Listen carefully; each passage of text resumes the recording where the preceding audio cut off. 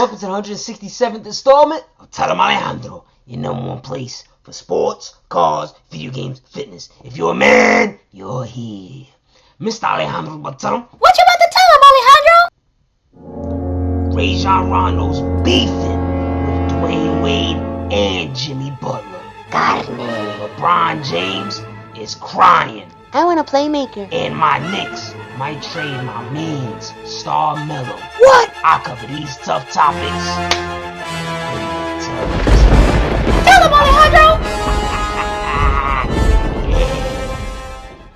TDA drinkers, there's madness going on in the NBA world right now. We gonna start with what's going on in Chicago. We got Rajon Rondo, and he's got beef with two of his teammates, Dwyane Wade and Jimmy Butler. One of the LeBron James stoppers, baby. Now check this out. Wade and Butler had came out and they was talking reckless to the media, talking about how their teammates don't care about winning, blah, blah, blah. When I saw that, I was like, yo, Wade and Butler are wilding, because that's stuff that you don't really put out in public, you feel me? You keep it on the hush, keep it on the low, you talk to your mans in the locker room, etc.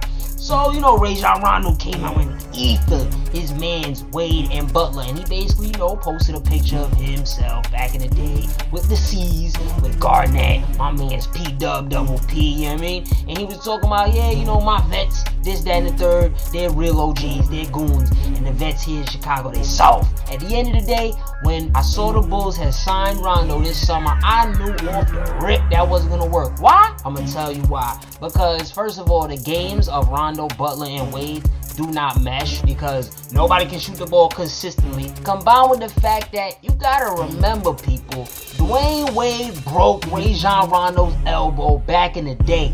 Back in the day, the Boston Celtics, Rondo's former team, and the Miami Heat, Wade's former team, had mad beef. They used to always battle and duke it out in the playoffs.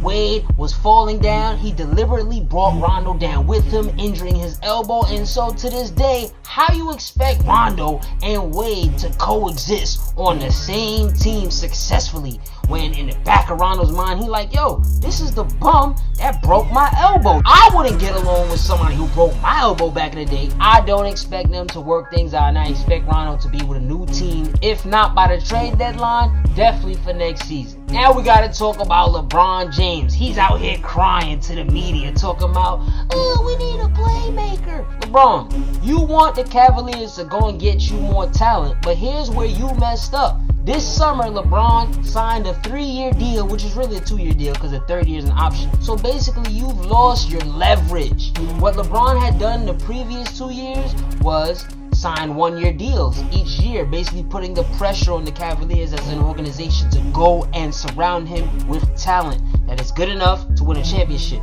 And by signing that 2-year deal, LeBron, the Cavs can say, well, we're tired of paying the luxury tax, LeBron. We already have several guys on this team that we're paying mad bread. We don't want to go get you new talent. Yeah, the Cavaliers lost Dellavedova and Mozgov. And no, they did not replace them. They have no intention of replacing them. The Cavs are going to start doing the same thing that the Miami Heat did to LeBron James, which is basically start deducting talent to hold down their finances. You understand? I remember when they cut Mike Miller with the Miami Heat, LeBron was tight, but that's just some of the stuff that they're gonna do when you, the player, no longer have the leverage. You should not have signed that 2-year deal, bruh. If you had signed that 1-year deal, you look Dan Gilbert in them eyes, you tell him, yo, we need a playmaker. Go make it happen. And he gonna be like, sir, yes, sir. Understand, LeBron, that the owner for the Cavs, Dan Gilbert, has shown you in the past that he has the tendencies of acting like Donald Trump. He has the tendencies of acting like a bigot. The tendencies of showing some type of racism towards you. So why you signed a long-term deal with him, even though it's only 2 years?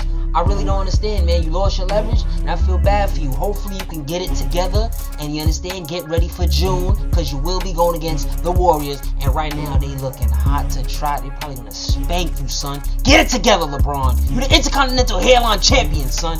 I want to see you out here crying to the media. Come on. Now we got to talk about my Knicks. My Knicks is out here, they wildin', specifically Phil Jackson. My New York Knicks are looking to trade StarMelo Carmelo Anthony, and it's gotten so bad to the point where Phil is basically trying to trade him away for free. People, you already know where this is going. It's time to carve up Phil Jackson. Take him to the tell-him zone. Phil, you are wildin'. You're trying to trade StarMelo for free, for pennies? Why would you do that? Phil has shown me in the past that he's willing to trade away Iman Shumpert and J.R. Smith and get nothing in return. He's willing to trade away Tyson Chandler and get nothing in return. So now he's trying to do the same thing with StarMelo. This is dumb. Why don't you get something in return for StarMelo? For example, Phil Jackson and the Knicks are currently talking to the Los Angeles Clippers about a potential StarMelo trade. But Phil is talking about, oh yeah, Clippers, your 3 best players, Chris Paul, Blake Griffin, DeAndre Jordan, we don't need those 3. You can give us bums for StarMelo. Why would you take bums for StarMelo? Try and sell him high. And if you can't get anything good for him, hold off at least till the summer. I really don't think that StarMelo needs to go the way that so many Knicks fans feel like he needs to go. He's still playing great basketball, averaging 20 plus points. He's still a top 10 small forward in this league. Me personally, I prefer to play him at the power forward. At this point in time, he's 32 years old. He's got a bum knee, a bum shoulder. He's slower athletically. He's not the best defender in the world. So I feel like when you play him at the power forward, especially because of the matchup problem he'll give to another team trying to match up at the 4, he's going to be a beast. I don't see what's the rush to get rid of StarMelo. This is one thing that happened with Patrick Ewing back in the day.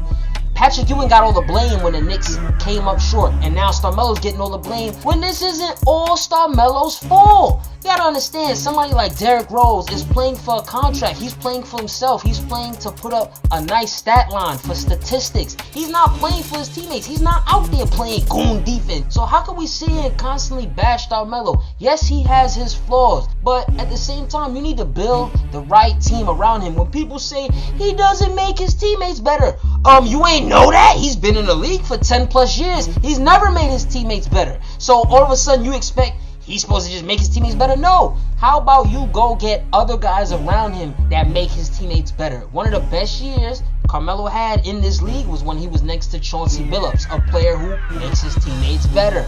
Another year was when he was next to Jason Kidd. Who's that? That's a player who makes his teammates better. You understand? People say, StarMelo don't play no goon defense. Well, Phil, it's your job to go get defenders and put them around StarMelo. It's not StarMelo's job to all of a sudden, after not being able to play defense at a high level for 10 plus years in the league, to all of a sudden say, all right, I'm playing goon defense. That's not his game. He's an offensive juggernaut. And at the end of the day, if you are going to trade StarMelo, which I would personally not, unless you get in return Blake Griffin from the Clippers, Kevin Love from the Cavs, because the Cavs and the Knicks were talking.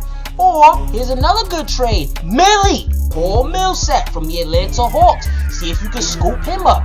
Or maybe talk to the Boston Celtics. See if you can get some of those draft picks that they got when they finessed the Brooklyn Nets and they gave them the old farts. So Phil, if you are going to trade away StarMelo, which you shouldn't, doesn't make sense to me yet.